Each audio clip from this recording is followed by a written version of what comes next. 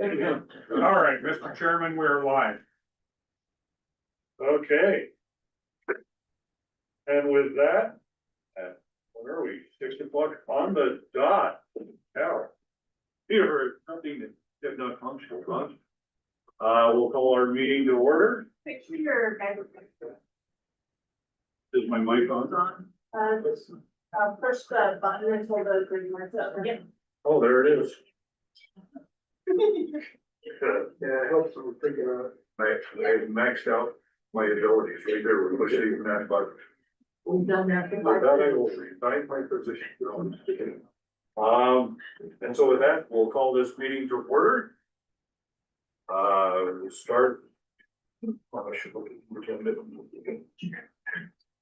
Okay, Yeah, go ahead with the introduction, all that stuff, we want to do that.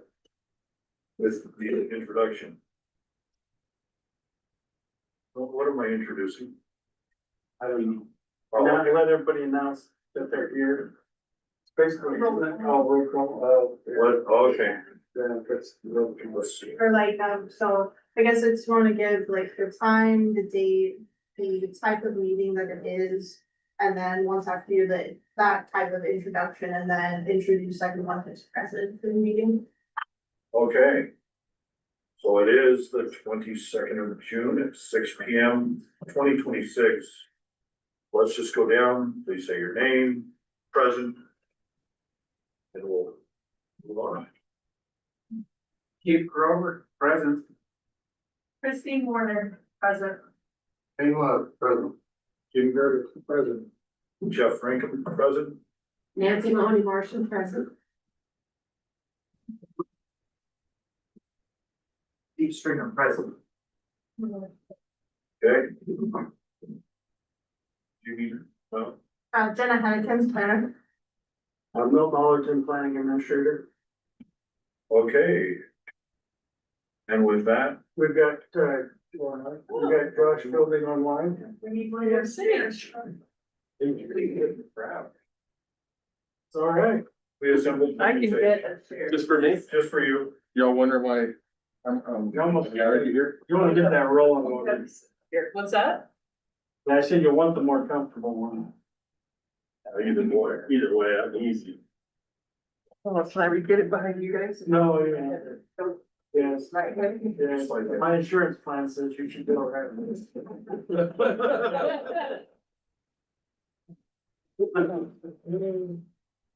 Everybody knows this, right?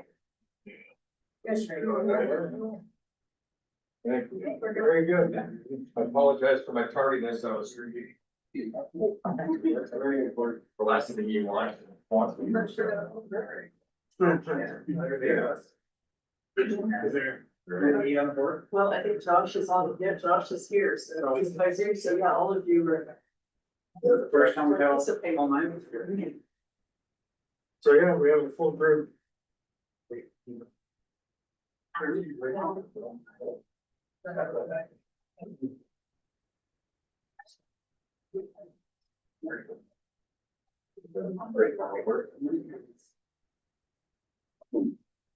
Sorry. I want you out here to say.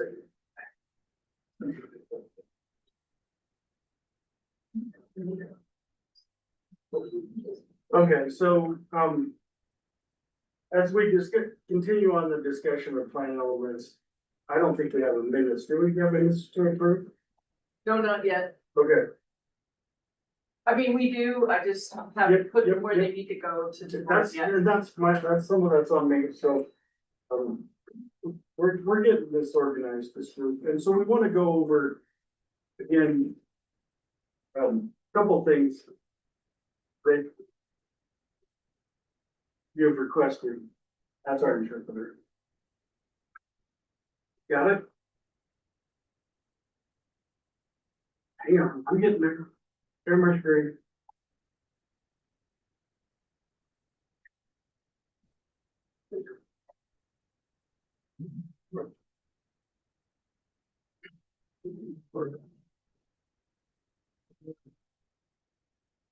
This technology is, we're getting better at it.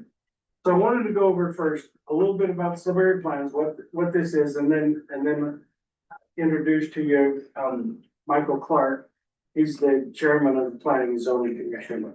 And so he can also, then explain again, some of the things that we're doing, what the goal and the intent is with this sub-area plan. I put some ideas together and then I can't tell you how busy we've been in our office. It has just been pretty crazy. And so, yes, we occasionally use AI to help us out. So if it looks that way, that's why.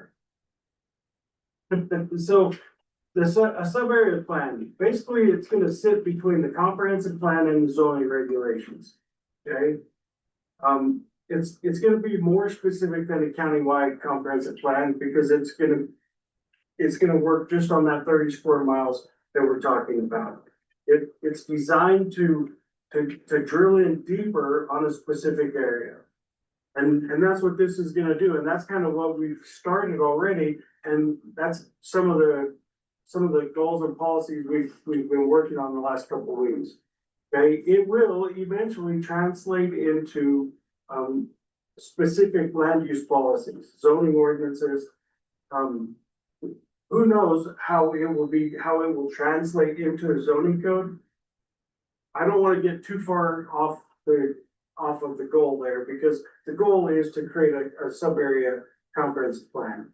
So how it translates into zoning code, you know, that will come later. Does the sub-plan have the same as authority or impact of the comprehensive plan? It does. It has the same authority, yes. It'll actually, well, correct me if I'm wrong, Milton, but it will actually be part of the comprehensive plan. It'll roll up. Yeah.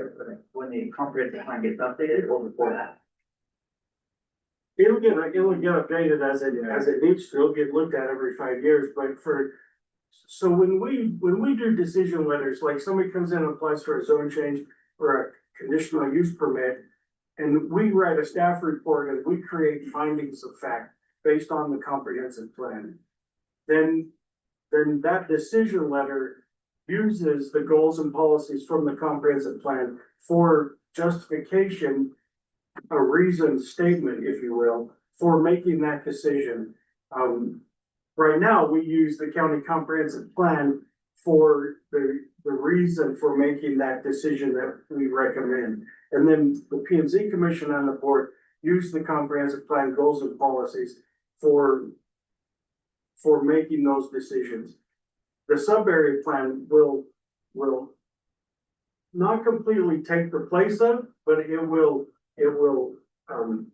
take the place of the comprehensive plan, right?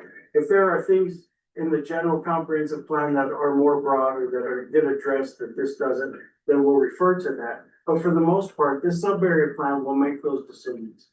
Mel, can I just say something real quick? I want to apologize if I can real quick for last time, and then I'll shut up. My name's Chuck Bain, and I was here last time, and I apologize for my behavior last time. I'm a very concerned citizen in how this impact area that we're dealing with here gets developed, because I happen to live in it. And I've lived there for 25, almost 26 years now. So I just didn't understand how the rules work for this meeting the last time.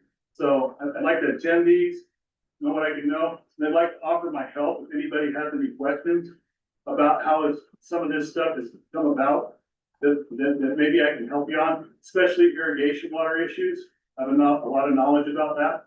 So I'll be quiet and do what I'm supposed to do. I understand how this is supposed to work now, but I'd like to come and say it. But anybody needs to get a hold of me, just say something and I'll give you whatever I can help you. Thanks. Thanks, Bill. Yep.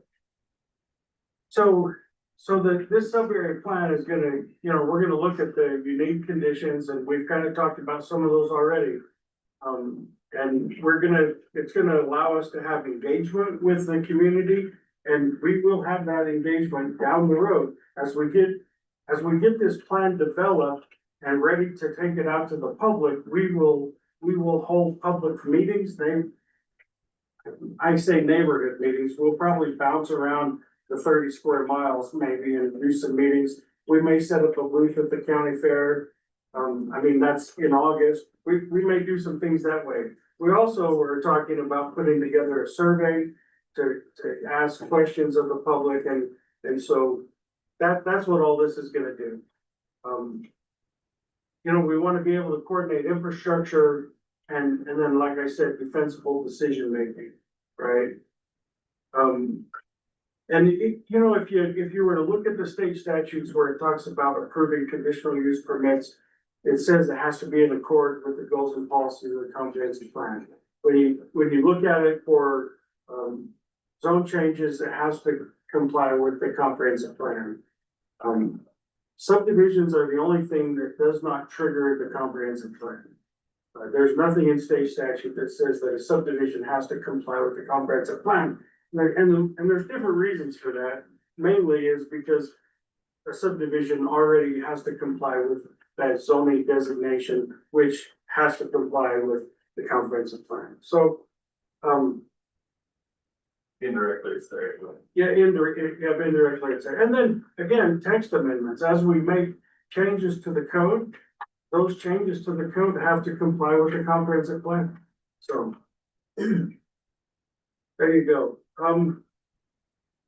If you were to look at 676508, there's a list of about 17 topics that the state wants a comprehensive plan to address. There are several of those that we will not be addressing, such as a commercial airport or major power thoroughfares, power line thoroughfares, things like that. We won't be addressing, we don't have those in the area. And there may be a couple others in there in that list that we won't be addressing. Again, emphasizing that legal weight, it's added as a component for an amendment to the comprehensive plan. And so it gives it the same authority under LUPA for land use decisions, and that's what I was just saying. Those rezone CUPs, text amendments that affect the sub area will review against that, this plan. So that's the importance of it, and the reason that we're doing it, of course, is obvious, right? Because as we drill in and we look at this sub area and we see the growth that's occurring, and we see the requests that are coming, and we see the discussion of sewer and water. We see the discussion of sewer and water extending beyond the city bounds. And again, when you see something, you kind of have to ask, because since I do this, I've been doing this for 25 years, and so I see things that are I tend to assume that folks, they all get it. Everybody understands what we do. And I know it's not true. LUPA is the local land use planning in state statute. It's 67, chapter 65. That's the local land use planning act.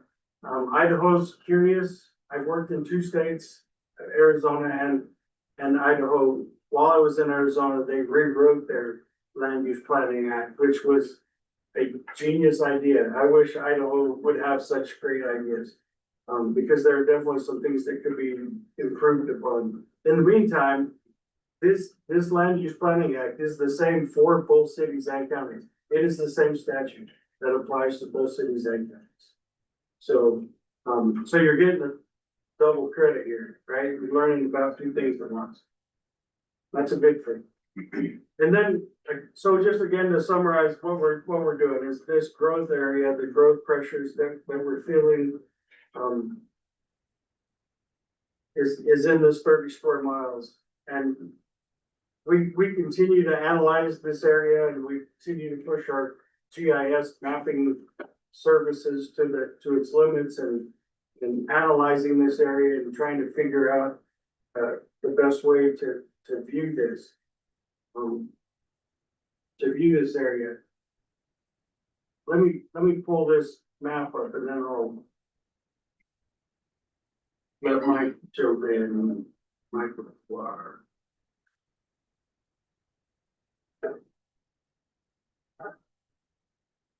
we think we've got this nailed down.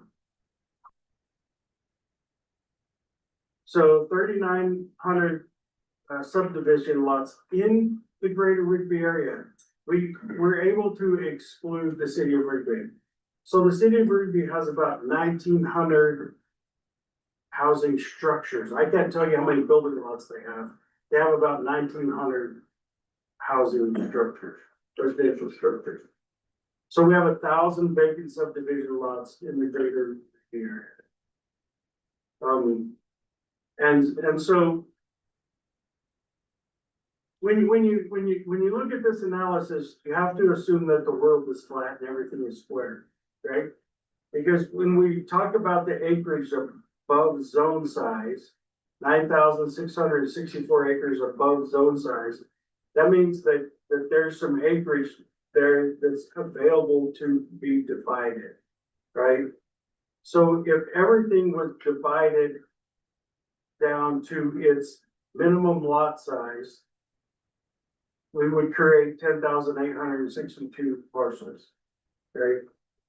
In that 30 square miles, that 30 square miles can handle another 10,800 parcels, which really, at the rate we're growing, that's about 9 years worth of growth.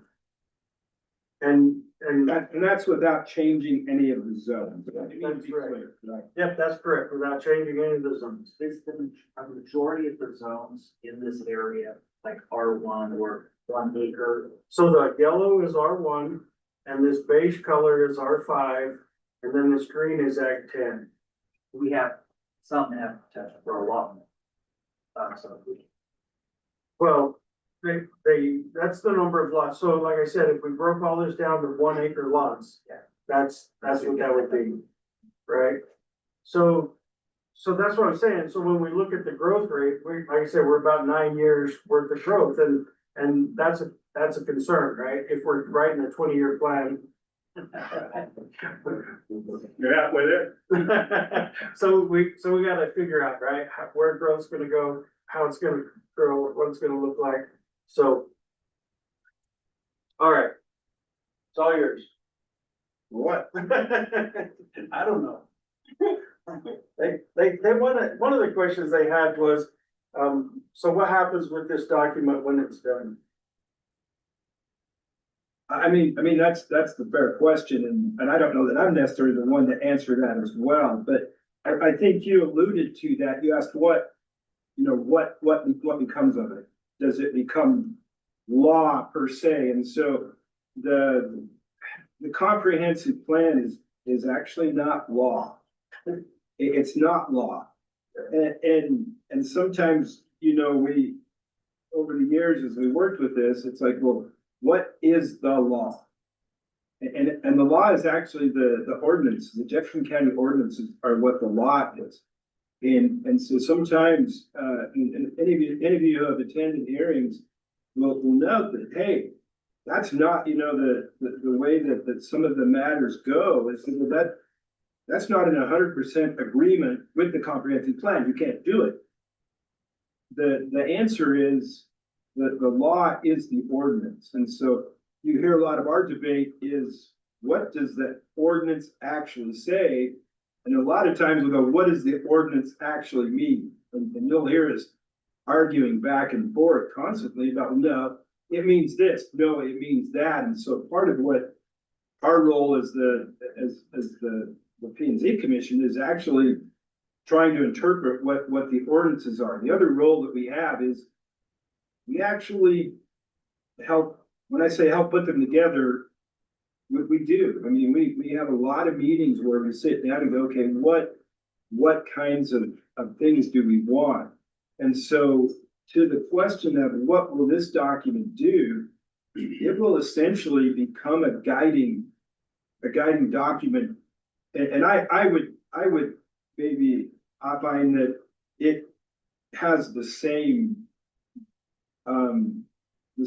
weight as the comprehensive plan, if not even slightly above. I know Milton said it sits between the comprehensive plan and the ordinance base.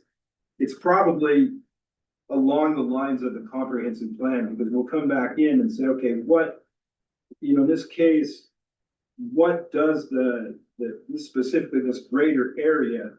And right now, there's a couple things that sit on top of it. One is the Rigby area of impact agreement, which is an agreement that was brokered with the city of Rigby. And so in that case, it's actually a little bit different. The ordinances are slightly different because the county negotiated with the city of Rigby and said, in this area of impact, county is still king, but we're going to acquiesce to the city in certain instances. And so what that looks like is that, in the subdivision inside the area of impact, we will essentially enforce the city of Rigby requirements for road and bridge, city or gutter and sidewalks and things like that. But again, in this case, it's the county's still king. They're enforcing what Rigby asked them to enforce, to the point where the county says, you know what, we're not going to enforce it. Maybe that's a little bit loose interpretation, but it's ultimately the county is king in this area. So where I see this document coming into play is, hey, help guide us. Maybe the city's way of doing things is not the best, or not the way that we want to do things. Does that make sense? Within the city limits, is the city not the one that gets to define? Yeah, within the city limits, the city is king. So it's like each entity gets one more specific. Would this plan that we're making, would it potentially have the option to be an addendum to the comprehensive plan? It's just simply more specific, and then it would have some of that same, I guess, legal status or whatever, the enforceability. I mean, I think that it would be enforceability like the comprehensive plan. Yes, it would To be, the extent that the comprehensive plan is enforceable. As I understand it, when you're looking particularly at zone changes, correct me if I'm wrong, if you're looking at zone changes, doesn't that section of 67 require you take into account global comprehensive plan? You do have to take the comprehensive plan into account. It doesn't mean that it rules. I mean, for example, the comprehensive plan, and it's one of these things that we've always chuckled about. It says that you will try to, with respect to agricultural, to farm ground, it says, oh yeah, we want to preserve prime agricultural farm ground. What does that mean? I've always been very interested in this, and I own ground, and I'm associated with an estate that has ground that's bordered on two sides by the city of Rigby. And the comprehensive plan says we want to drive development where? Around the city. What about if the people around the city don't want to sell the ground? Then what do you do? What do you do? What if me, as that landowner that's fighting the city, is like, I have no desire whatsoever to be part of the city of Rigby. In fact, I've actively fought against being approached by the city of Rigby. So then, from a planning perspective, how do we deal with that? It's like is that people want to build homes, and people who aren't right next to the city want to develop their ground. So then what do you say? Well, we're not going to let you. And is that you say, no, we're not going to let you. We're not going to let you do what you want with your ground. At what point does that become, a taking? You say, no, you know what? We're not going to let you do it. I'm like, whoa, wait a minute. I've owned this ground for 100 years. I want to sell it to my kids and build homes. We're like, we're not going to let you do that. It's like, why? Well, because the comprehensive plan says we want to preserve prime farm ground. So I would be the first one to admit my farm ground is not prime. It's flipping rock. Right? Now, can you grow crop on it? Of course you can. They've grown crops on it for years. How productive is it? Give or take.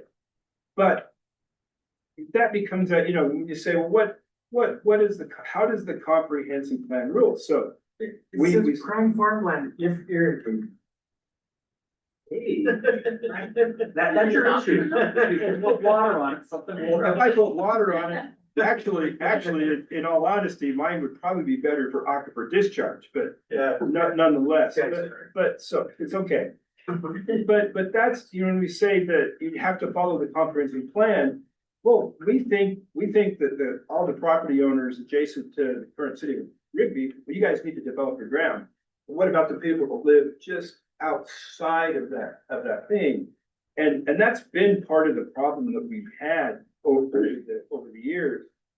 Is that, you know, in a lot of cases, and I'm not faulting the city of Rigby, they have to take care of their residents, their ratepayers. That's who they answer to. And the ratepayers really have no interest in necessarily expanding the city. I mean, they go, what does it buy them? Oh, they'll always say a bigger tax base. Well, in reality, that bigger tax base just means more mouths to feed, more things to take care of. And so the city, frankly, hasn't really cared. They're like, yeah, we don't, you know what, we have our thing, we take care of our people. And as a county, we would come to this and say, hey, work with us. We want to allow this development. How do we do it in a smart way? And the city of Rigby basically says, well, we'll wait for the developers to come in. And then we'll work with the developers and let them, you know, put the cost of the infrastructure development. And so what happens is that infrastructure development is always on the backside of the waves that are coming in. And so, I mean, back to the question, so how do you enforce, or how do you use that comprehensive plan? We use it, but we have to look at all the things that come into play. And from my perspective, and this was something I tried to do many years ago, was a regional sewer system. So, you know, it makes perfect sense to put in this regional wastewater treatment system that stretches from Ryrie all the way to Roberts.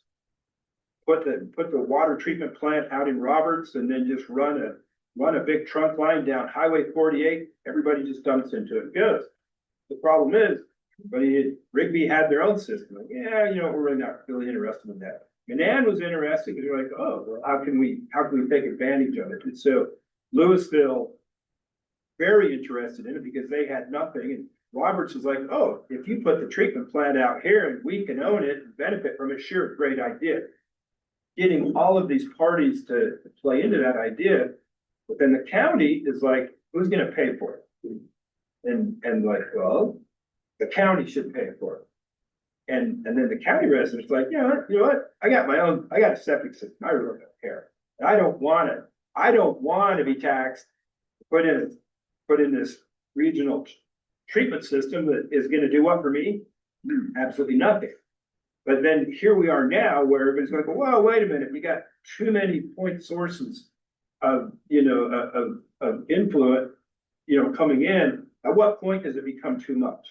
And so then in all of that, where we are looking to, is we look back to the state. The state is actually who regulates septic density.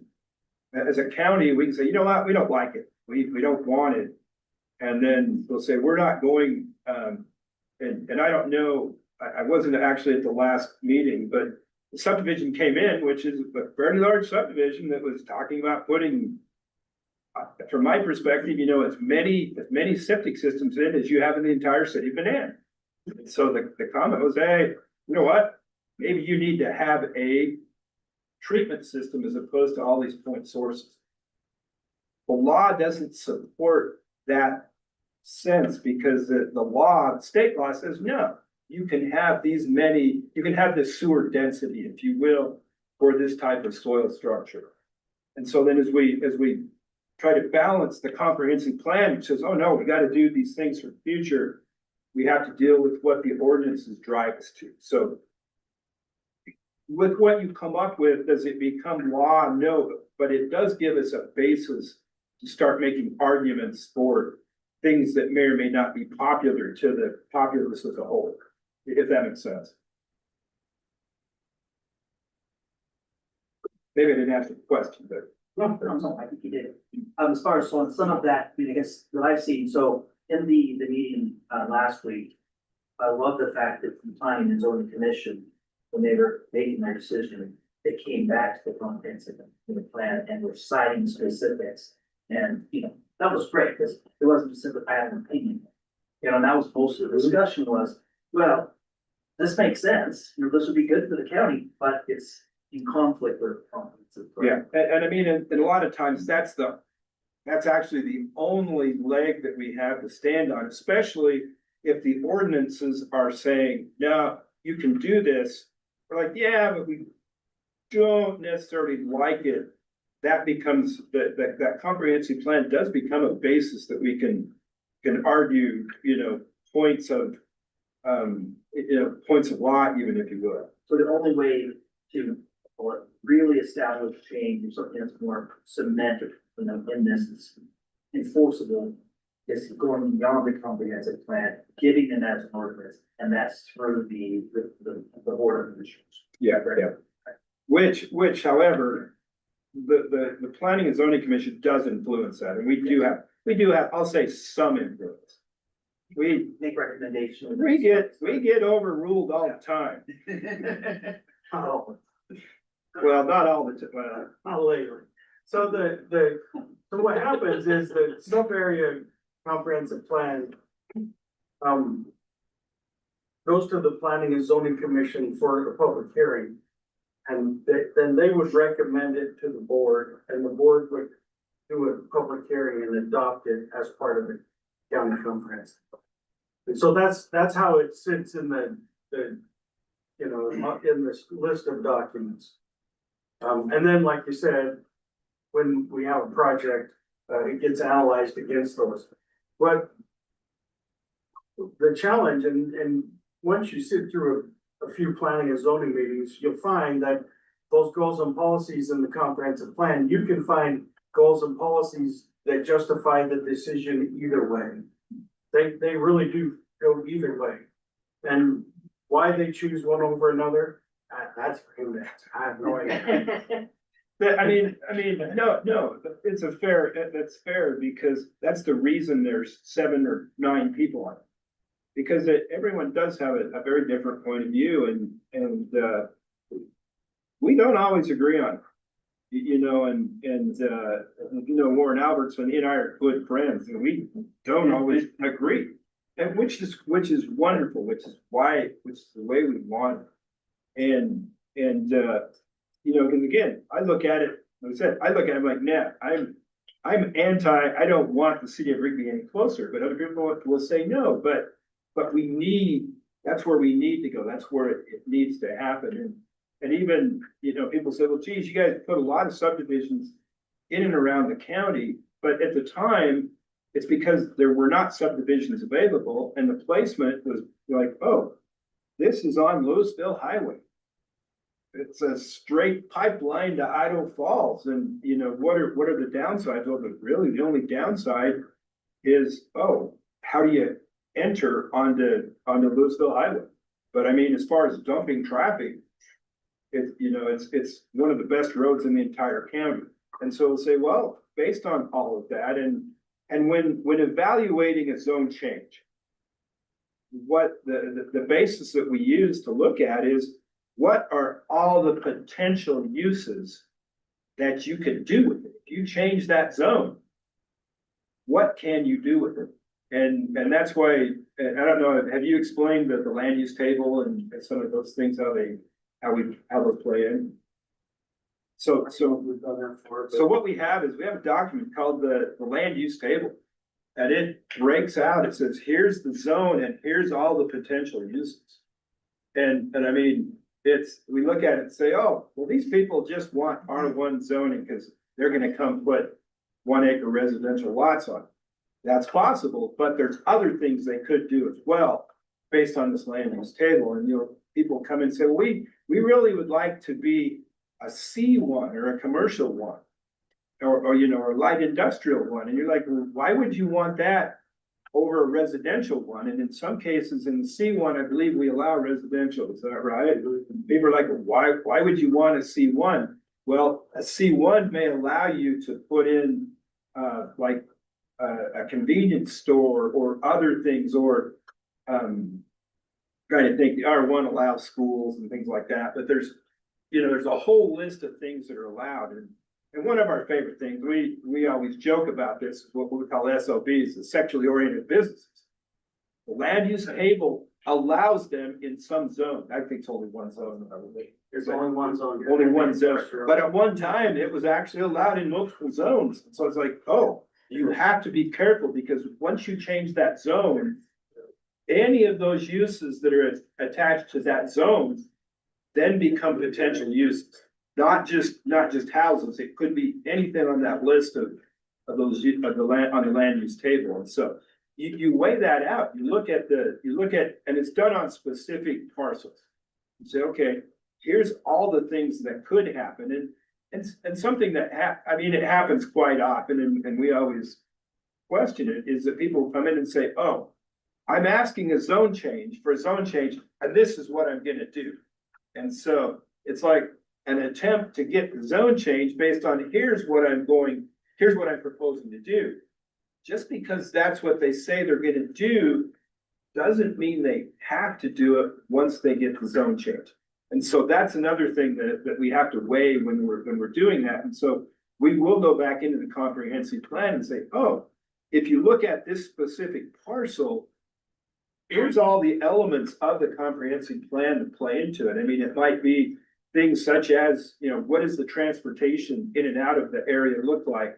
What are the available services, you know, going to look like? What is the environmental impact? What is the, you know, in some areas, you know, where you have extremely high groundwater, like, you know, that type of development shouldn't be born by allowing that particular zone in that space, if that makes sense. So we drive back to the comprehensive plan in all those cases, but sometimes we have other things that factor into it as well.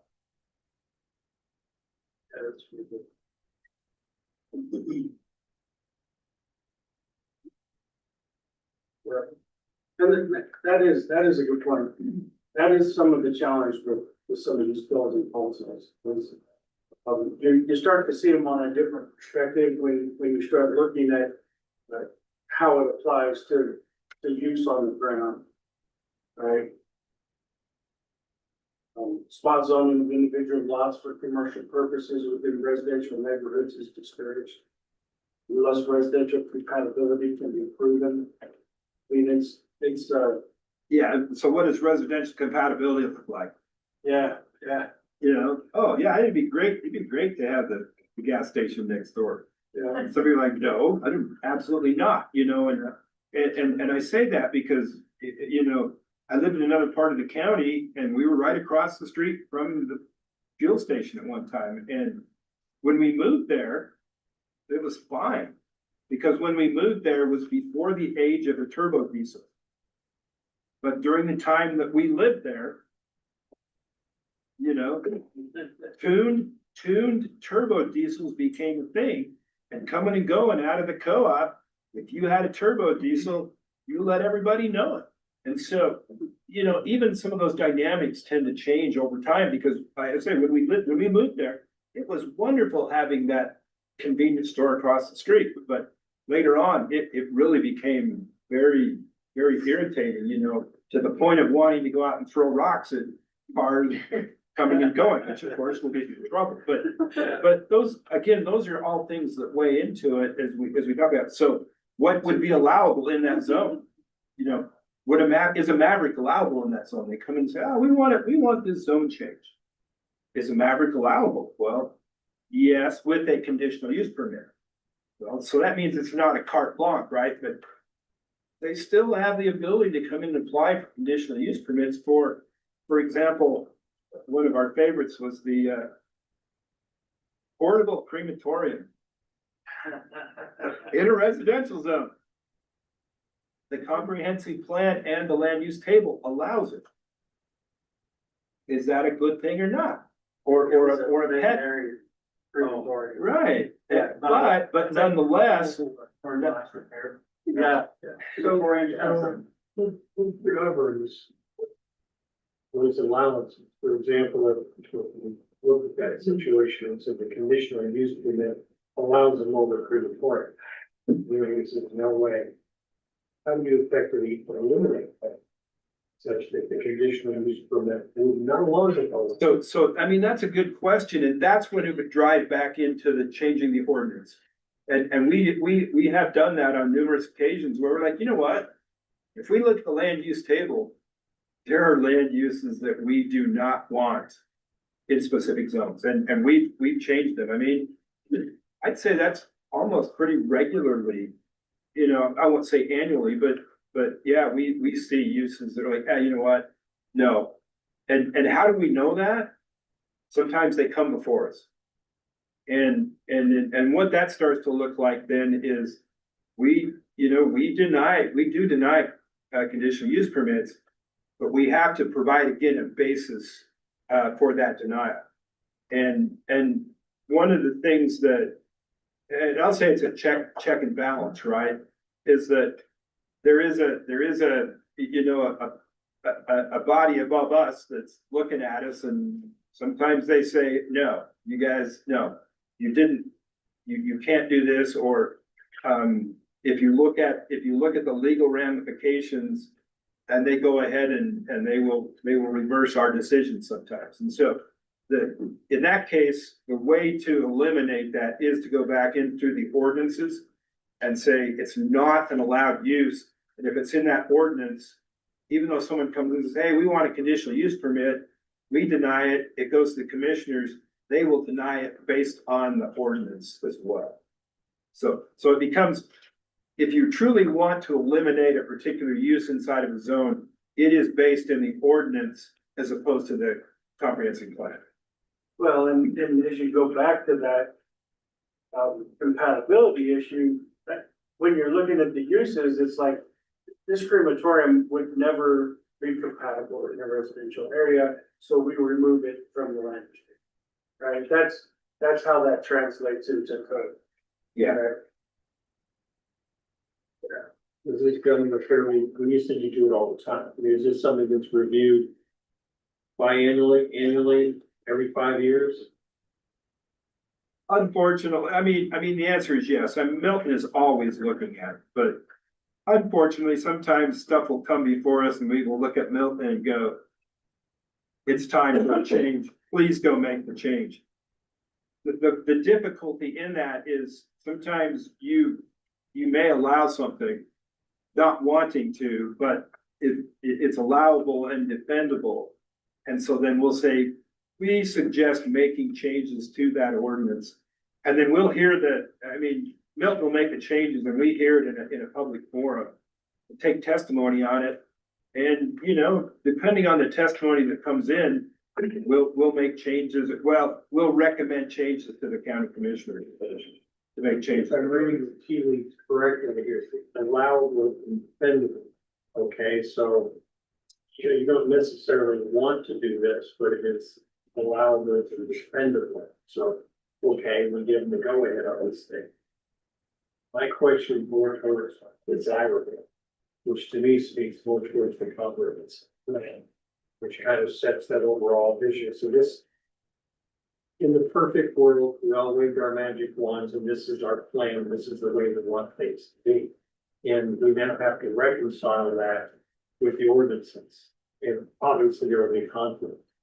And I guess where I'm driving it, is there an organization, a body, a wizard in the back room somewhere who on a regular basis reviews the elements of the comprehensive plan vis-a-vis ordinance and says, we get a conflict here, and this is gonna bite us, and we don't look at it very carefully. We're getting better. Yeah. I mean, it just, there is a lot going on, right? And, Sure. and everybody, right? There's a lot going on and as a commission, we try to understand the comprehensive plan. In fact, you know, a lot of us had a hand in crafting the multiple versions that we have, you know, in the system now. And it's from this input. And so, you know, when Milton asked me about this board, this body that you guys are on, I mean, I think it's a wonderful idea because I believe you can bring that information, you know, and even personal opinions into it, that we can then say, okay, here is what the populace wants. And it may not be exactly what the comprehensive plan looks like. We take that input and morph it into what the public wants.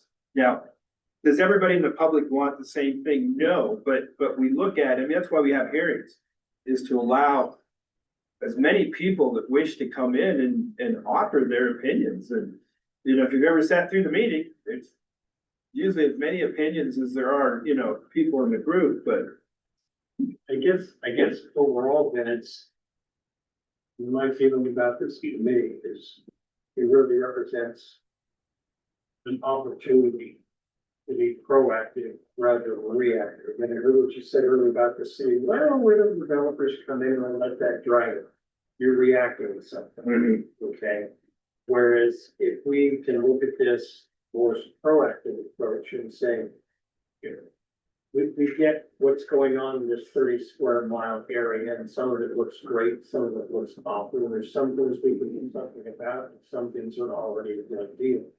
But let's look down the road and say, what do we need to change in terms of the comprehensive plan?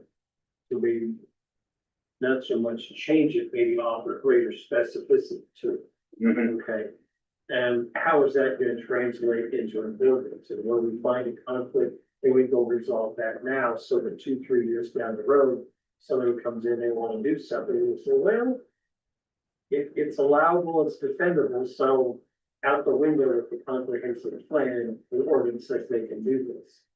No, I think you're spot on. I mean, I think that's what you guys would be able to do to identify those things that we need to be proactive in. And the reason I would say that, and Deanna, maybe how many of the current planning and zoning commission live within that area? Honestly, majority, say, Please try it again. I'd say almost majority said maybe 2 or 3. So out of the 7, I think there might be 4 or 5 that are in the greater Rigby area. I think it's actually less than that. Okay. I was coming up with 2, maybe 3. Was Tom? Tom is close. He's not as close. So you, Tom, and Sean. Yeah, Sean, please. Yeah. So as I sit here, I'm looking for I'm in your cohort. I mean, I'm in it. And so I would say, give me all the ammunition you can give me and all the benefit you can give me that we can take this and, and make this into something we want it to be. I think all of us are on here because we don't like something. There's something we're looking at, or hey, this could have been done better. Why did they allow this?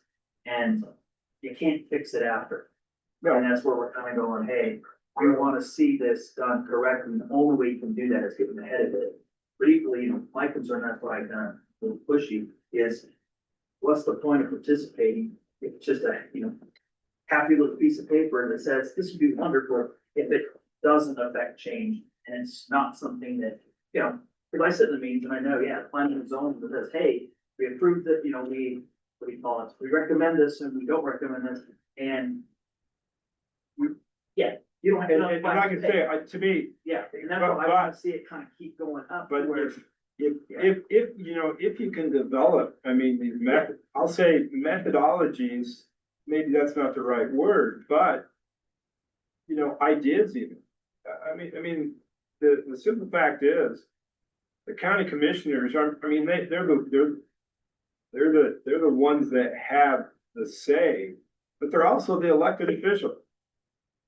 And I remind them of that occasionally. And I think a board like this has that ability to do it, because if you look at and maybe I'm going down a rabbit hole, but if you look at the electorate and the number of voters in this area, I think you basically have the voting block, if you will. And with education and. right. Yeah.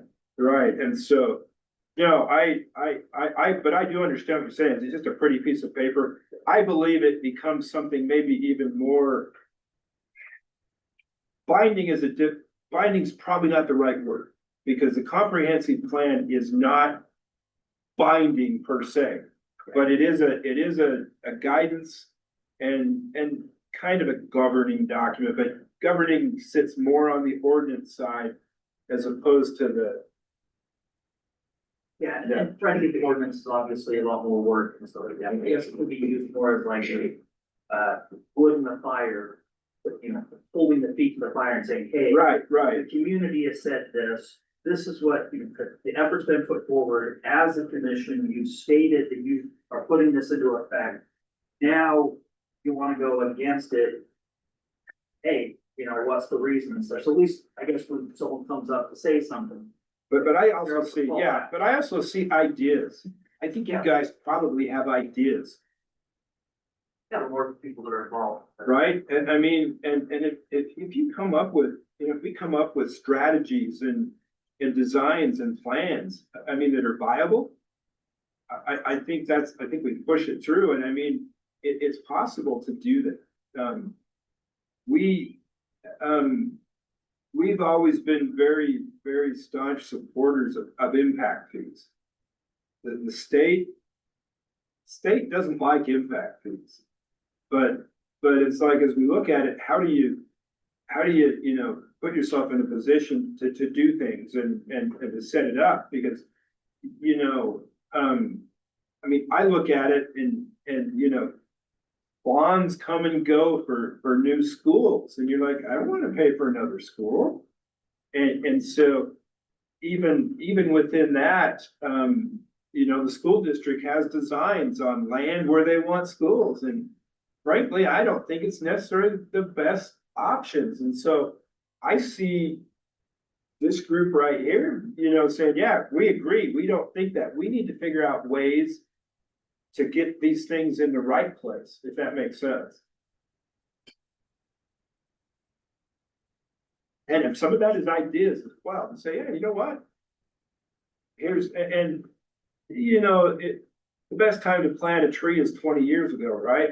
But the next best time is today. And so, as Milton pointed out, if you look at, you know, we're talking a 20-year plan, but even the 9 years says, well, and I know it, there's a lot of supposition in that. Yeah, there is, because it's probably more than 25 votes too. Right. And so how much can you change? I believe there's a lot we could change. Well, and so look at that real quick. So the blue, That margin. It's hard to read the legend on the side, what it says, can you make it bigger or? Full screen or Yeah, full screen. can you, so whose screen is this, your screen? We'll have another legend part. For Vern, I think you took the main one and have that roll. So the attendees aren't shown. well, Yeah, I should go to, we talked about this the other day. You said, if I push the button over here, I can do it. Yeah, Push the button. out there. And man, what did you do to my button, man? I don't like it. Did you see that guy at ADT? Oh, that's great.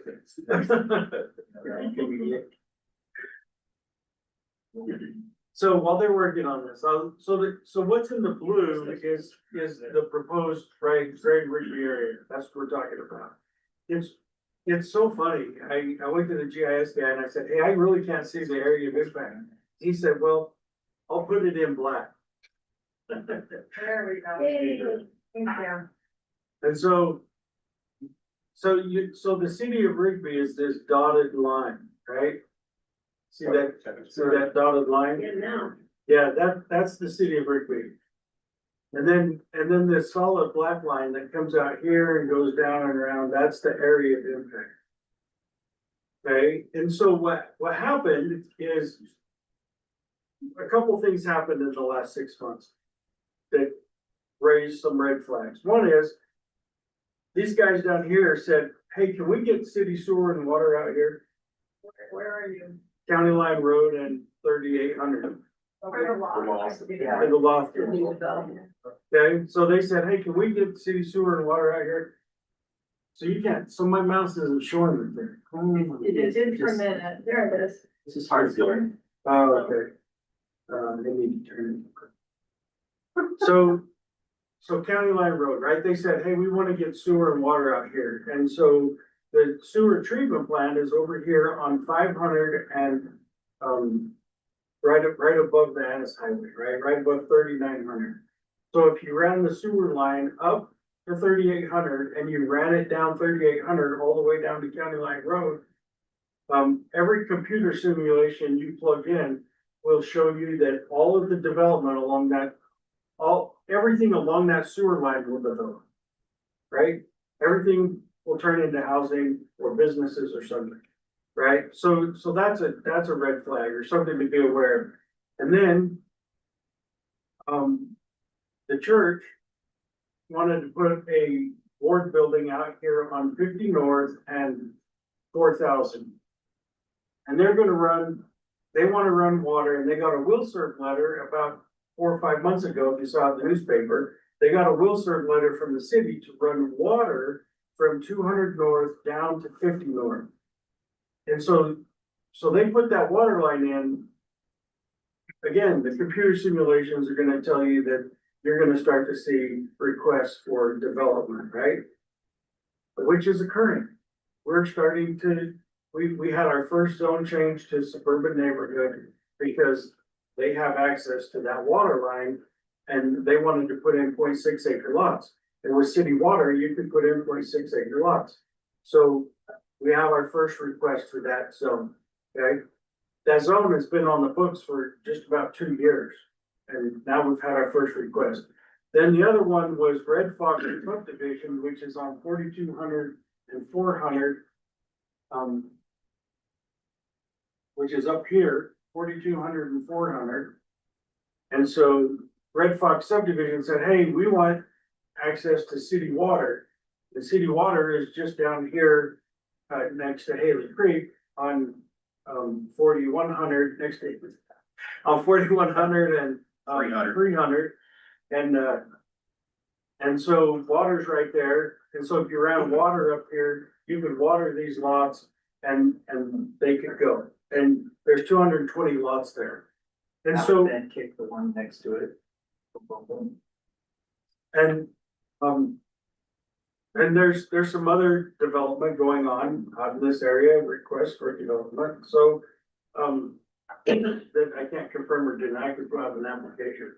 But we did get the application for Red Fox. So, so those are some of the red flags that went, hey, we've really got to plan for this. So we know, I mean, I don't know, I drove the length of 3600 today and I went, oh my gosh, if 400 north is like 3600.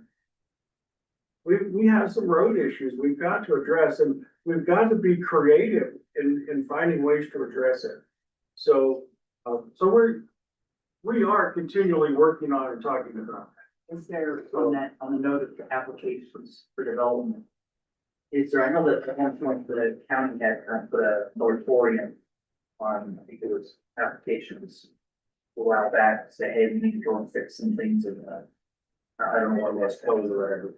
Is this something that we're in this, greater Rigby area, that can kind of happen? So, hey, nothing gets approved or whatever, so that things aren't being grandfathered in, so they will comply with what we come up with, or is that asking too much? Yeah, well, now you're getting into state law. And so part of that is that particular division that we're looking at was actually platted in 2007. So it was actually before the last crash.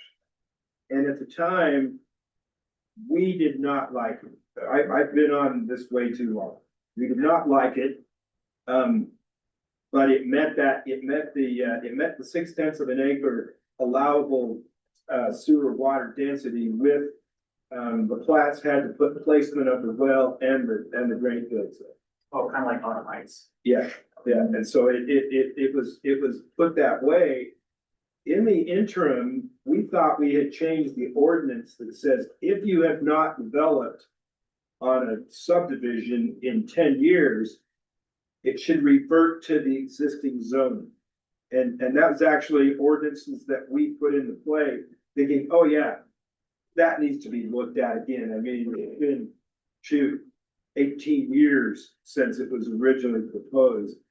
And then basically the attorneys said, no, you can't do that. We're like, why not? Because basically when you go through that plating process, it becomes this, Vested right. yeah, vested right. Yeah. So, I learned that really quick last week, Yeah. sitting there. Yeah. Oh, yeah, that was. so then the next best thing though, is what we're doing is like, well, okay, But as far as those that have not yet applied, correct. so we could, in theory, for this area, that's something I guess the commissioners would have to do. And it's actually, we've actually put a lot more restrictions on new developments and higher density developments in those outside of the. What I guess what I'm saying is, we're looking at like creating a greater Rigby plan. Is there a way of, I guess, halting or whatever? So you have to be able to declare an emergency. Okay. And it's really difficult to do. We've done it on, they've done it. When I started, there was a moratorium around the city of Louisville, the city of Manan and the city of Ryrie while they did their area of impact agreement. And, yeah, that could have been taken out at any time, right? It just wasn't. The only time I've ever really seen it successful is Spirit Lake up north ran out of capacity of their sewer treatment plant. So they put a moratorium on for a year for no building permits while they upsized their sewer treatment. And they've done similar things in Bonneville County Yeah, with that greater, treatment plant, but now, you know, and this is something that comes up all the time as an emergency, because, well, geez, you put that many septic systems, it's gonna be an emergency. Then we still defer back to the state of Idaho and we argue with them all the time. And so then ultimately the better thing, and the better thing back then would have been never to have placed the zone in that allowed that to come into play. But in 2007, there was not what you have now. And so it's like, yeah, that looks like a good thing. They were in the process, they put a brand new school in, like, oh, there's a school right here. You have 400 North, which is a direct arterial into the city of Rigby. And at that time, we had a draft transportation plan. They had 4200 as a major arterial tying into the north. I mean, that interchange at the Nan Lorenzo Highway wasn't even put in yet. But the state of Idaho had already said, hey, we're gonna put this interchange in. We're going to make a connector that will tie over into 4200. Some things happened in the interim that, again, as a commission, we were opposed to, that basically made it so you couldn't make 4200 a major arterial. But nonetheless, when we put that, when that was brought forward, I mean, there was a lot of debate. We said, no, you know, you have the transportation to come and go. You have the schools nearby. And so it was zoned. And at that time, the planning and zoning process was new to all the counties in Idaho. And so at the time, the county commissioners, we were seeing in that time, in about the 2006, just a little history, we were seeing 8 to 10 zone change applications every month. And I mean, we usually met till 2 or 3 o'clock in the morning going through these, and the commissioner says, you know what? We're gonna open up, we're gonna change the zone on a larger area. And the net effect was, we donutted the city of Rigby. Because you had the people outside that wanted to do some development, the ornery people like me next to Rigby who did not want to, and so it kind of leapfrogged over, and so that's kind of why, why we're here now. Now, does that mean that we're sunk? No, it just means we need to look at how we're gonna continue forth on the areas that we can still influence.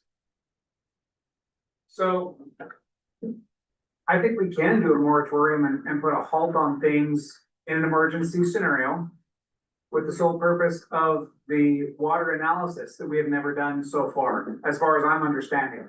For whether it's wells going in, the number of wells, because I know each subdivision has to have their hydraulic analysis done for the number of wells that go in, and they say, yeah, they can have their water for the next 50, 100 years, whatever it is.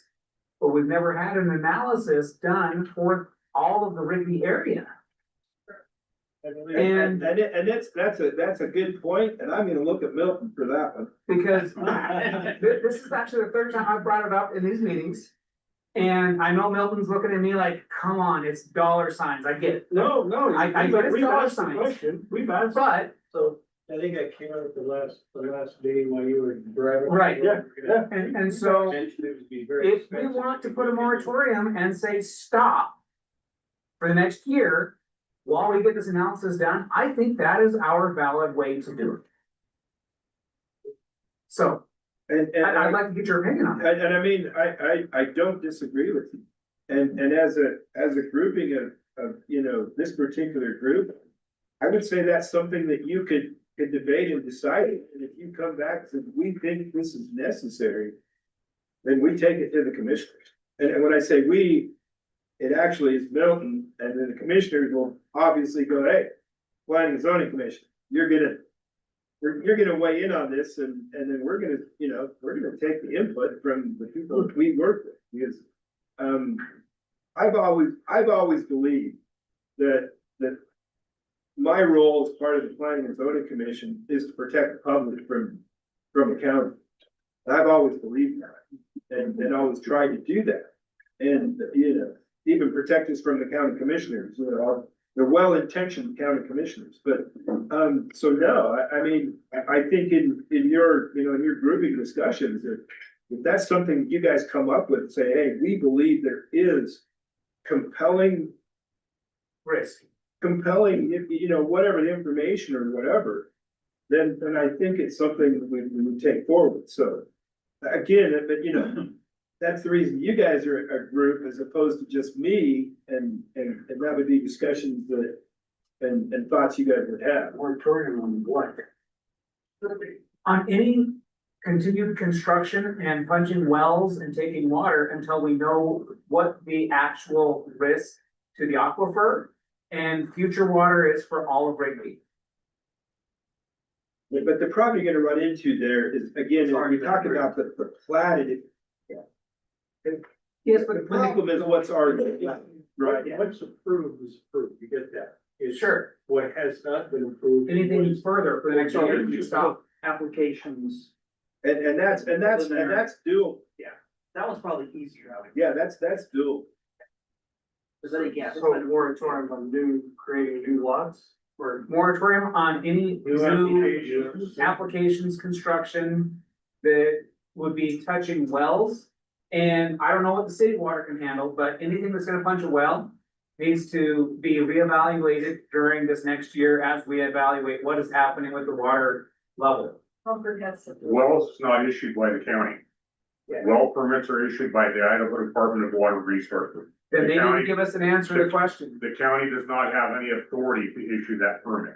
Well, not even necessarily the permit, So but therefore, they don't have the authority to prevent a moratorium, or to issue a moratorium, prevent the issuance of a permit. So why is it that we've never asked this question for the greater Rigby area as to what is the effect of all of these wells going in?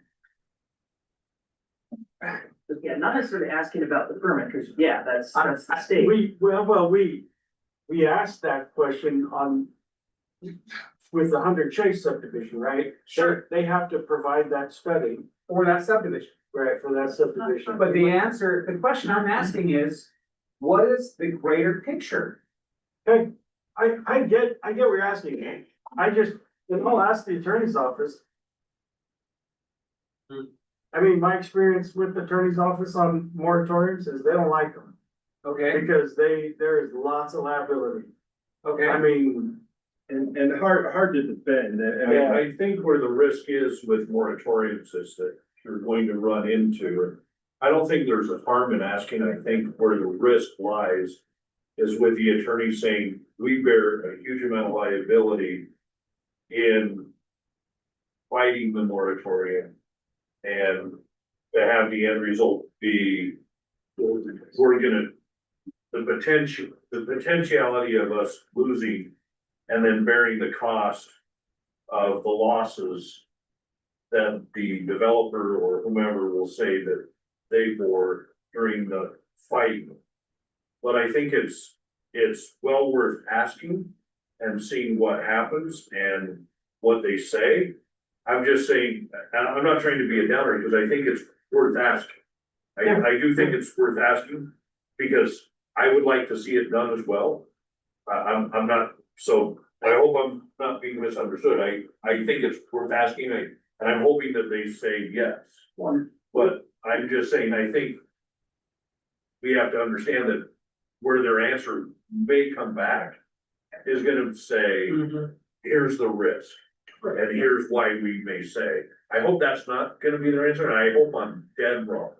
But we could, I think, have the ability to put it into the plan, Yes, of saying, hey, yeah, we may not be able to say, hey, we're stopping something now. But we can say, hey, a part of this plan is to have a study done, et cetera, and then that, when that gets approved, that would get. because And it could be, would be beyond water, it could also tie in this septic, and the other. because one thing we've talked about is having studies done where, you know, 50 to 100 years of water availability for these developments to help know that there is water availability going well into the future for these subdivisions, for these developments going in to mitigate the water risk and going in.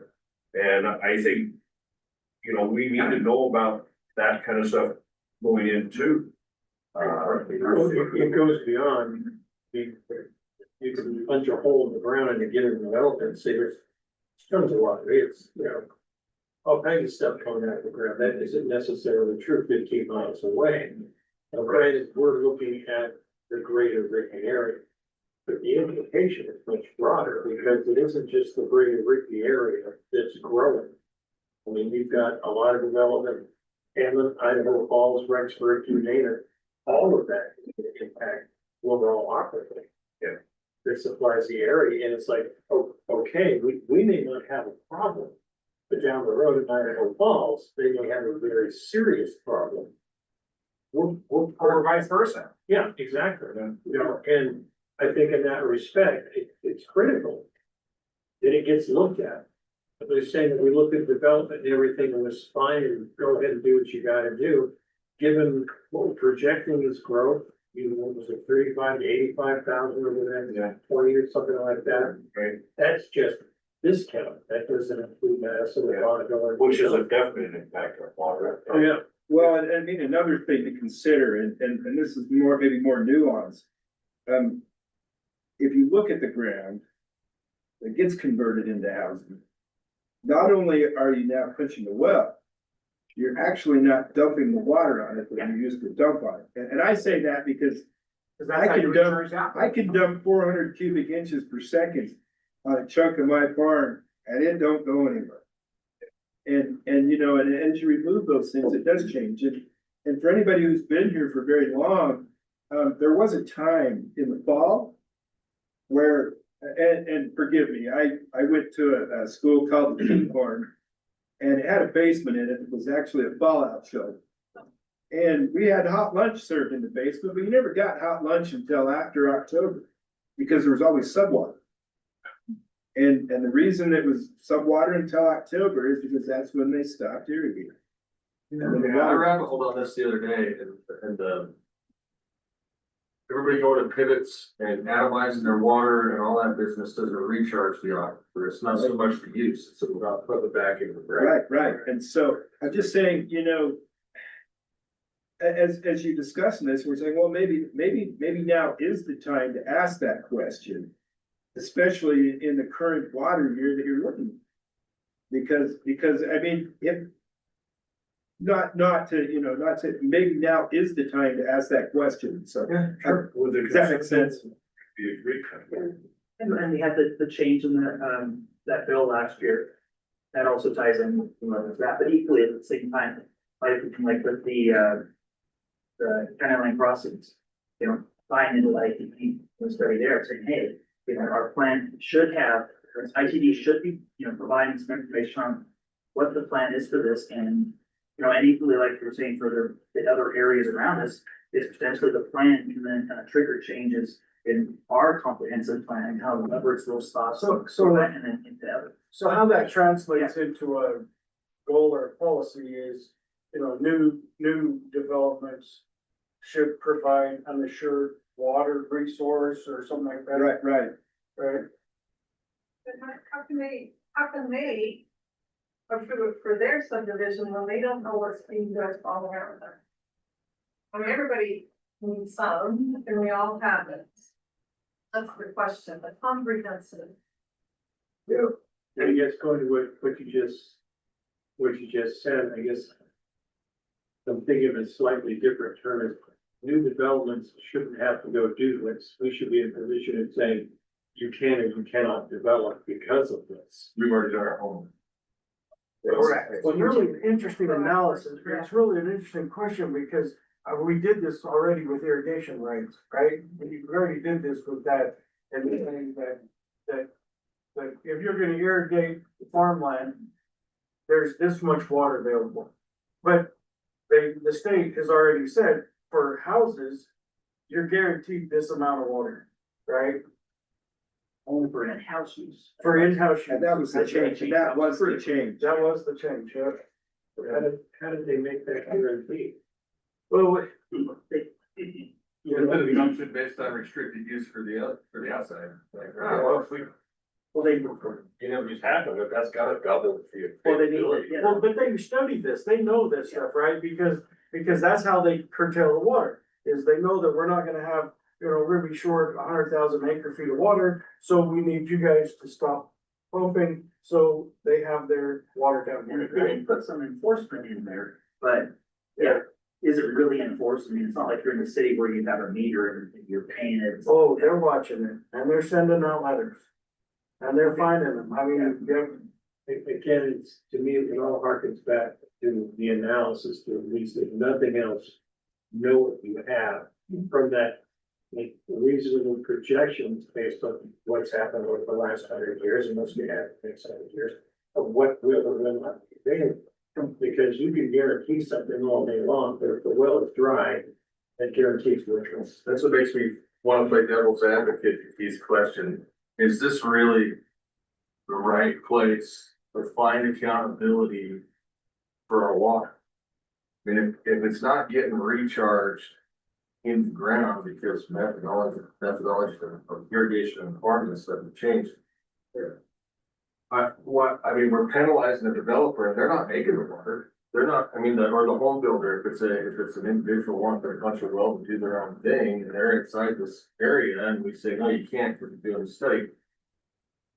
If they're on the reactive end of somebody essentially upstream, not making the water available, I'm just trying to think of, is this the right spot? By holding the developers accountable for something that they're not in control of. It's, they're not the ones that are, granted, yes, by them putting additional houses and every drawing off the aquifer, it's going to deplete at a faster rate. Obviously, but does there need to be influence somewhere? No, I mean, you're spot on, right? And so, but the difficult part is, this is where the rubber meets the road, right? This is where it becomes a big deal. And the farmers, right, it's been a big deal for a long time, but for the regular guy, this is where it rubber meets the pavement. It's like, oh, hey, I want to do this. Like, oh, no, the water's not there. And so, is this the right place? I don't know, but it's probably A plus to start that. Yeah, I don't have the conversation, I'm more. You know, and I might throw something out here and, Ms. Warner can throw stones at me, but she knows a guy that might come talk to us and give us some enlightenment. I don't know, maybe I'm speaking out of turn for you, but I found, she knows a guy that knows more about this stuff than I'll ever know, so maybe And I think it might be worth seeing if Roger would come in and maybe talk to you guys and actually talk to that specific point. when the state started that process of now saying, because I remember when I moved here, it was like, I had never dealt with the whole water and well pump and irrigation water and all this. And I was like, oh, someone has a well and pull out enough water, for the water, half acre. And I look around the neighborhood, everyone's got an acre and they're all green ones. Like, that just doesn't work. But the state's now given, some of this by saying, hey, no, that's not okay.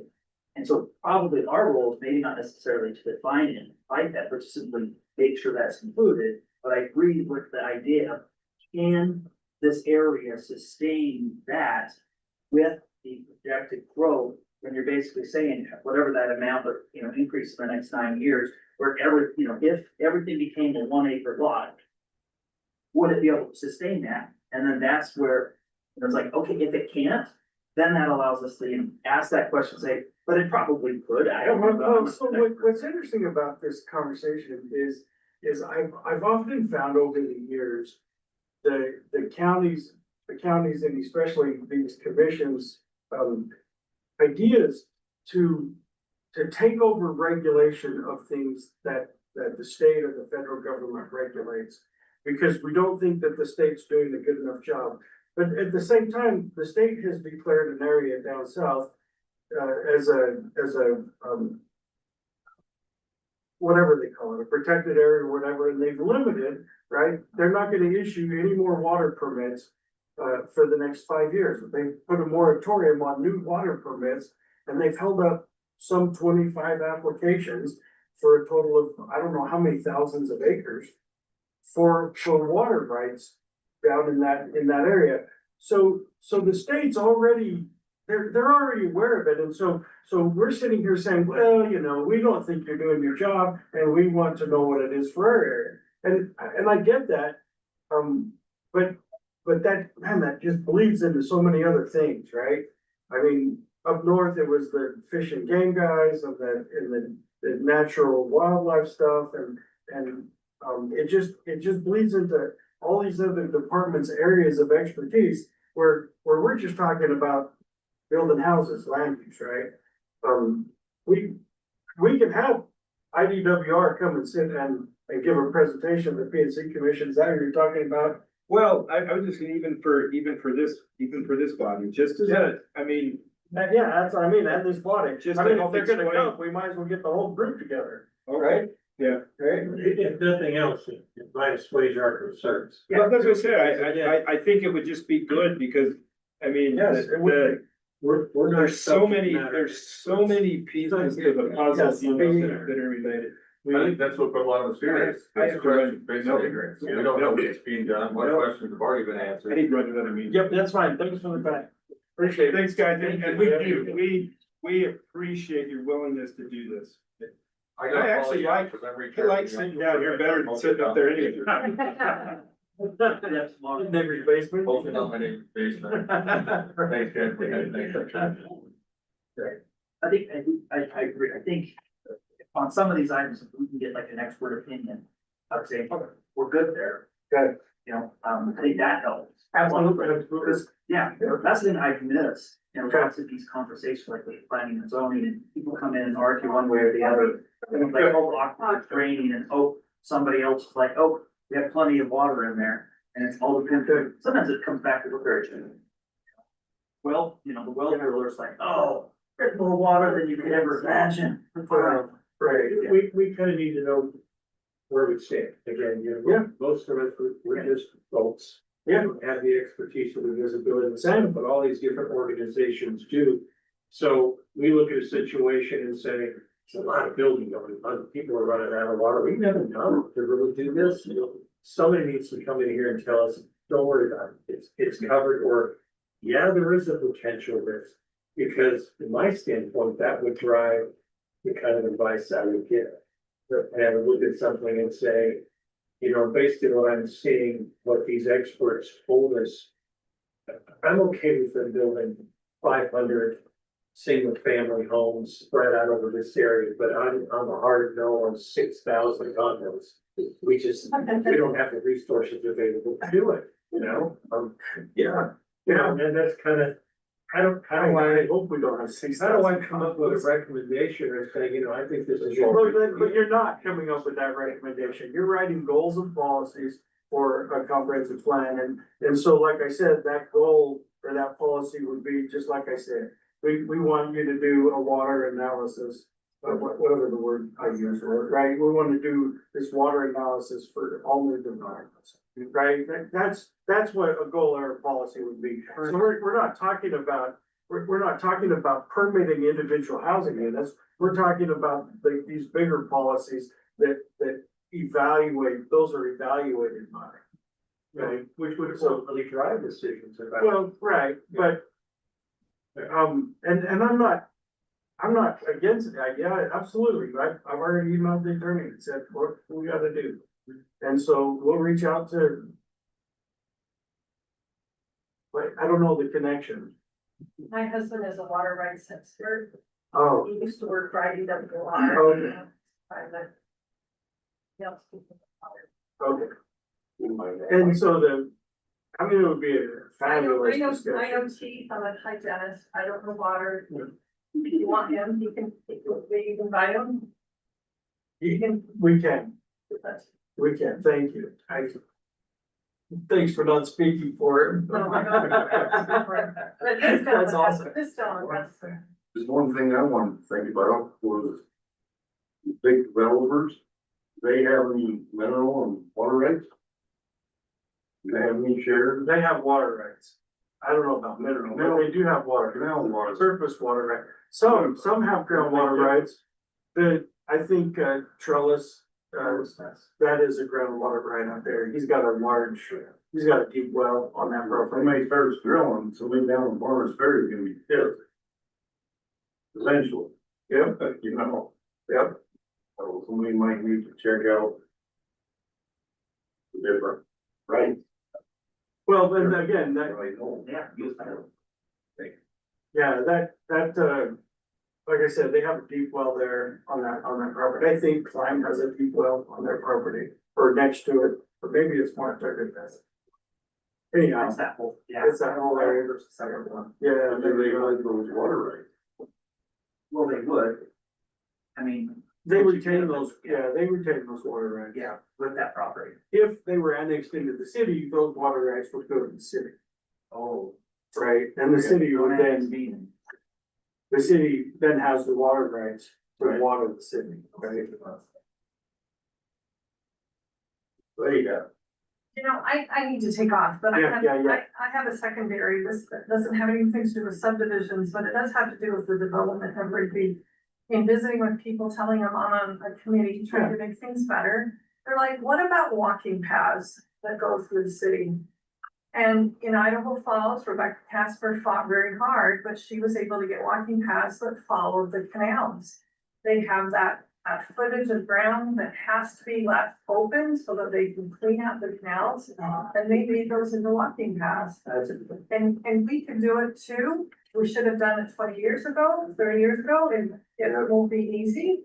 But I think we should look into making Rigby a better area and having walking paths. There's the lake you have to pay to get into. Pirate Park has a little one around its park, but I think walking paths. Well, that canal down by me, you don't wanna walk. Okay. Well, just because of the importance, they're getting involved. Well, anyway, You know that. I do know that was actually brought up in the Hunter Chase development after the meeting, where they're trying to look at that ditch and go, how can we make this more functional? Also, how can we make it so that kids aren't falling into it and getting stuck in a culvert? There's some fast moving water on there that's sucking in. But yeah, the walking path, Well, and we might- why not leverage that land? Yeah, that property is there, we might have to talk to Idaho Falls to see how they do it, because I know the canal companies will worry about being sued for children. But there is responsibility upon parents and families as well, they were able to do it, we should be able to find a way to do it, I think it would enhance our community. It is, it's amazing, as we drove, I had to go to Idaho Falls, I was telling my wife that same thing. I mean, I would love to have a pathway paver. You know? Yeah. I mean, they built a pathway from Coeur d'Alene all the way out to Athol, I mean, it's about 30 miles. The ITD did that. That's going to pay. Oh, I know it, but still. saying. Yeah. Travel or So something. I mean, you're, well, sure, sure. So, yeah, not bad, and there's a way to write that into the golden policies for subdivision and others, right? That those easements are acknowledged. Easements, I don't know that it falls on the subdivision builder, maybe it falls on the city and county commissioners. I don't know who it falls on, the paths that go through the town. It would help the canal companies for sure, Say it again. it would help the canal companies for sure, I mean, we were talking with the board today about canals and the setback problems they're having. People building fences all the way to the edge of the canals and, Yeah. yeah, it would help with a lot of that. Secondary comment is with this fan going full time, this white noise, it is very difficult. Is it AC or? It's- AC. Yeah, the AC is just going full time. I don't know if we can't put it lower. I don't know how to override it. I But tried it the last it's hard meeting for and us it- to hear. Oh, we know how to override it, just need to ask us. Okay. Yeah, Next time, let's turn it yeah, on, we can, turn it lower. when everybody's sweating, we'll turn it back on. Okay. Yeah. Thank you guys. Okay, yeah, thank you. That's like kind of a corollary with what she was saying. One of the things that I've noticed, obviously the absence of pathways and things like that. But I know the state has some restrictions. on noxious weeds.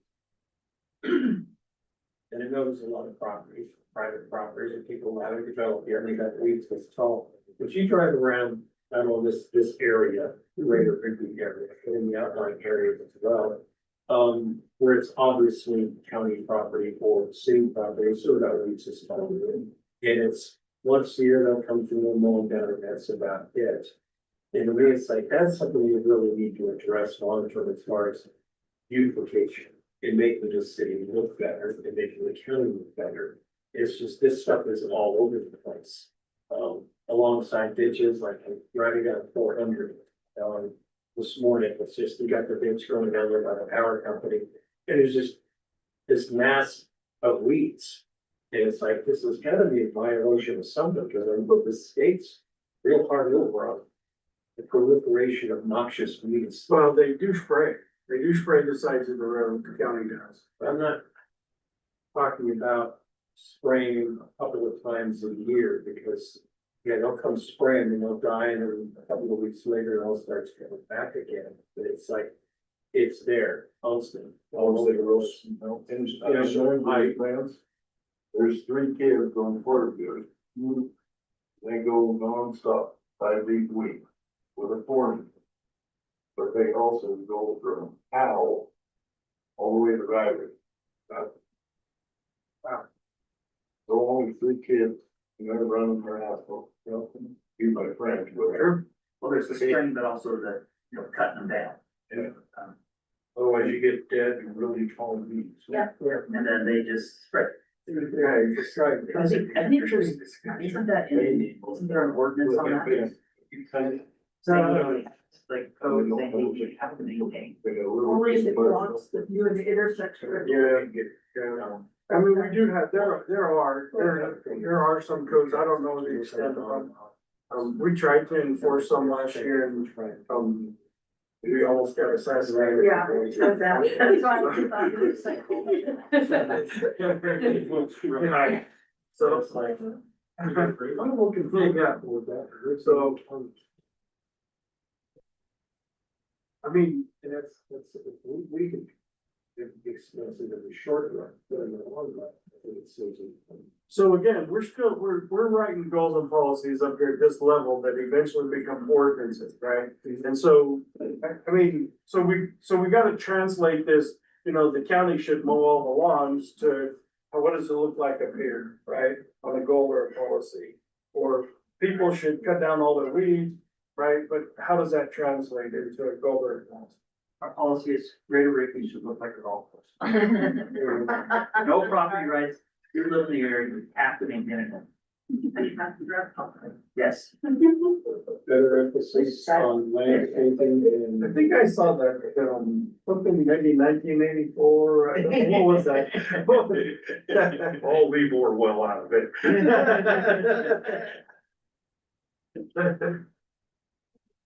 He's watching, you know? Yeah. It's right, we actually can see the cameras. Yeah. Oh, shoot. I just bet it doesn't tell you. It's an owl. It's not a camera, it's an owl. It's an owl. That's good, good discussion tonight. We didn't get to the stuff we had planned, but I really wanted Michael to have that discussion with you, so. Mike Clark, wanted him to be able to come and answer some questions. Hopefully we create more of a vision in your mind of what we're trying to accomplish here. I think it was great having him here.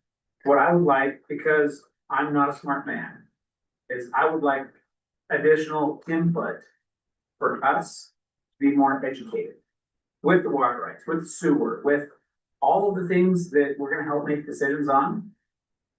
Yes, we can do our own research, but if we have subject matter experts that are at the state level or in the regional level, you were talking about it, like bringing in a whole bunch of people. Yeah, we did DQ. If we can get one or two of these meetings to have them come in and do presentations to us. Yeah. So that we can be educated on what's the status currently and what's the future looking Absolutely. like. Then we can make better educated decisions. Because one of the things of the comprehensive plan is we want to understand existing conditions. And so absolutely, we could invite DQ, we could invite DWR. ITD, yeah, Or you can make dinner or something. no, they're here. ITD is getting ready to go public with their stuff that they've been working on for Jefferson County. So we're supposed to have final plans next week. And then the board is gonna hold some public meetings and introduce to the public some of the solutions that they've been putting together. So they're still, calculating, crunching numbers. It's not gonna be cheap. But they've got a variety of solutions for County Line Road and for the 200 overpass. That's back on the table again. Where it's not been on the table for 10 years or better, so. And then the 48, of course, right now they're putting water lines at the 48 right out there. Yeah, cities running water up to the other side. Procedural question.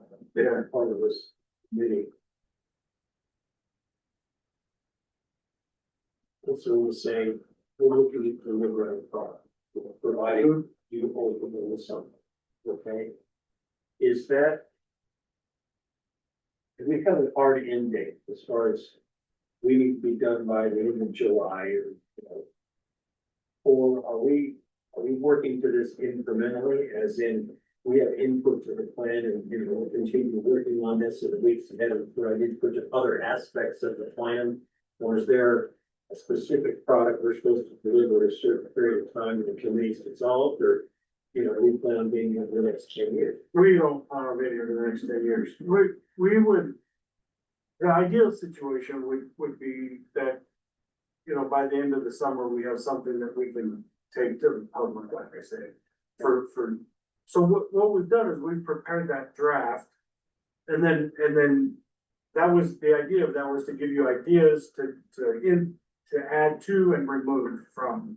And you've worked on that quite a bit at the last meeting. And we'll continue to work on it, and that would just be the standing homework, is continue to put those ideas together.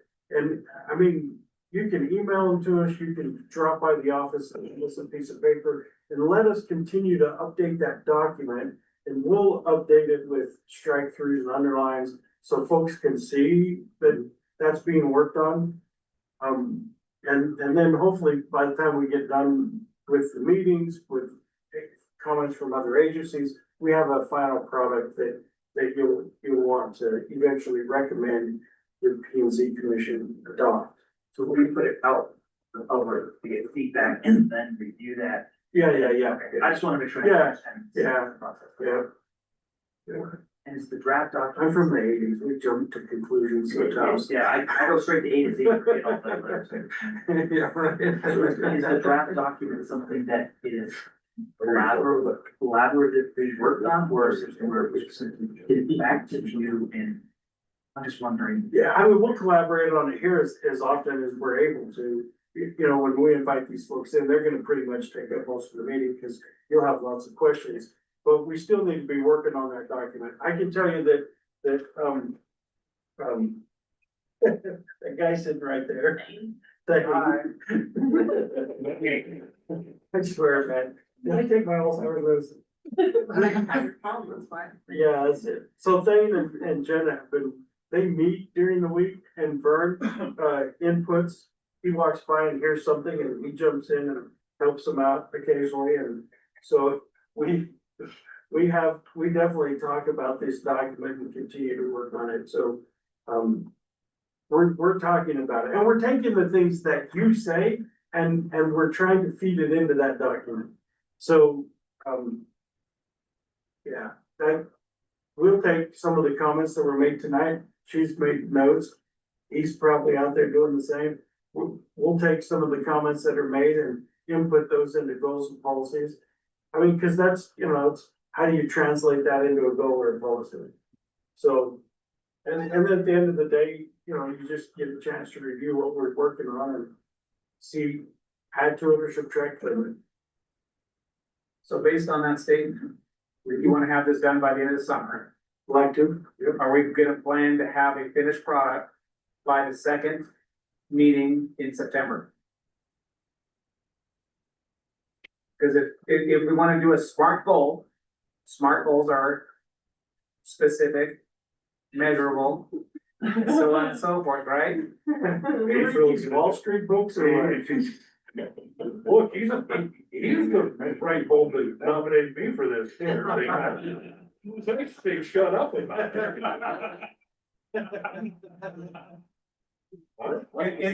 let him go, big up to support him.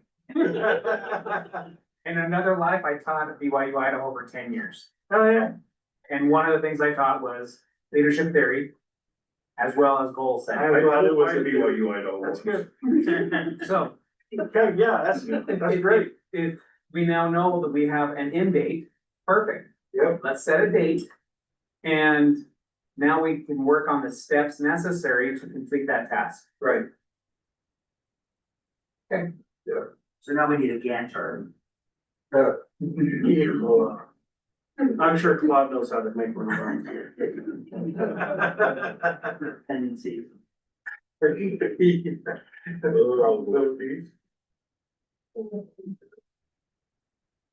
good. Okay.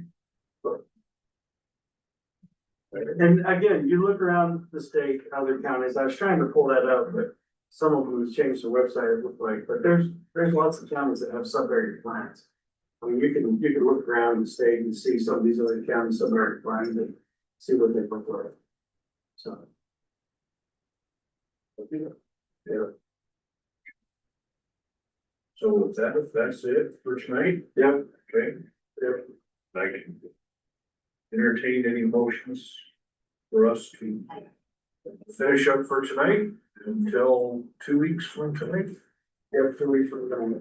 I'll make a motion to adjourn. Excuse me? Yes. Are we doing the second and fourth, or are we doing every 2 weeks? There's a difference. There is a huge difference. And what we originally said was this was the second and fourth Monday of each month. Yep. And that's what I have on the calendar. Now, if we're changing, I just need to know so that I can coordinate in reference to the room and the reference to the Zoom webinars, et cetera. So is there a problem with every 2 weeks or? Well, yeah. I propose every 2 weeks instead of just two Mondays a month. It'll give us more working time. It will. through the summer. And selfishly, it'll help me with my work schedule because I work 7 on, 7 off. I thought that it was. Shannon, do you need to take over the problem with that? No, I was just, Vern was just saying if it was gonna be on the second and fourth Tuesdays, that we wouldn't meet until 3 weeks. As opposed to 2 weeks. So that would be the 6th of July. Yeah, it would be the 6th, 20th. And then the third, yeah. I would join remotely. I will also on the 6th. Hopefully. Okay.